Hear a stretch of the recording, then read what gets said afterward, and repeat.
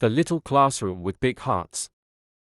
Miss Sarah was a young, vibrant teacher who had just begun her first job at the small school, nestled in the corner of a busy city.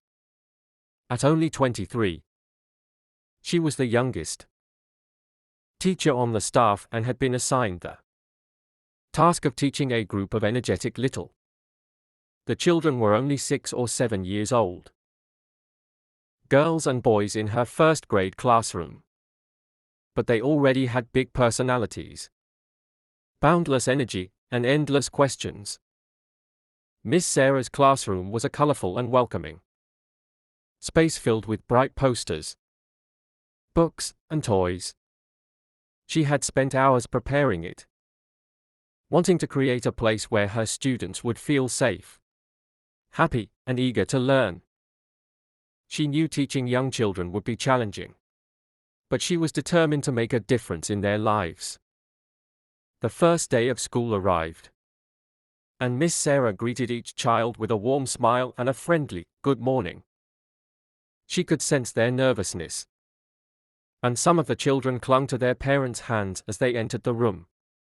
One little boy named Timmy hid behind his mother, peeking out shyly. A girl named Emily was already crying, overwhelmed by the new surroundings. Miss Sarah knelt down to their level, offering each of them gentle encouragement. "It's okay to feel scared," she said softly to Emily, handing her a small teddy bear from the classroom toy bin.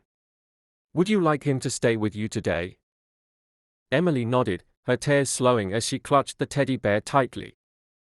"This is Mr. Fluff, and he's very good at keeping people company."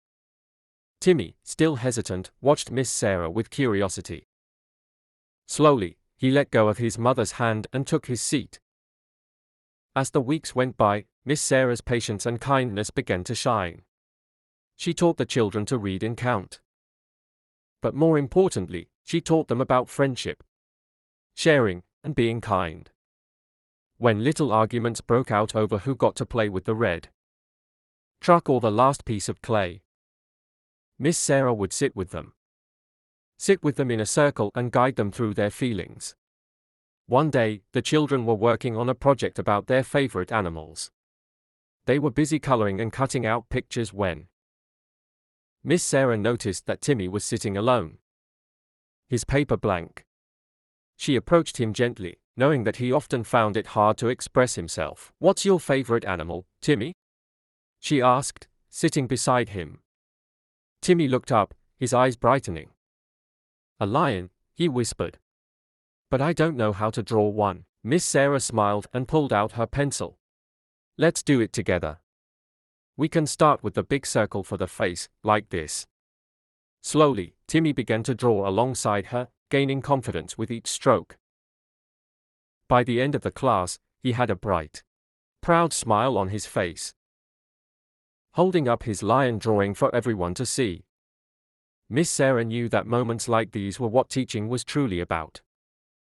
It wasn't just about the letters and numbers, it was about helping these little girls and boys find their voices, build their confidence, and grow into kind and happy individuals. By the end of the year, Miss Sarah's classroom was filled with laughter, joy, and a deep sense of togetherness. They were a little family, learning not just from Miss Sarah but from one another. Children were no longer just students, learned something invaluable from her little ones. And Miss Sarah, in turn. The pure and simple joy of seeing the world through their eyes.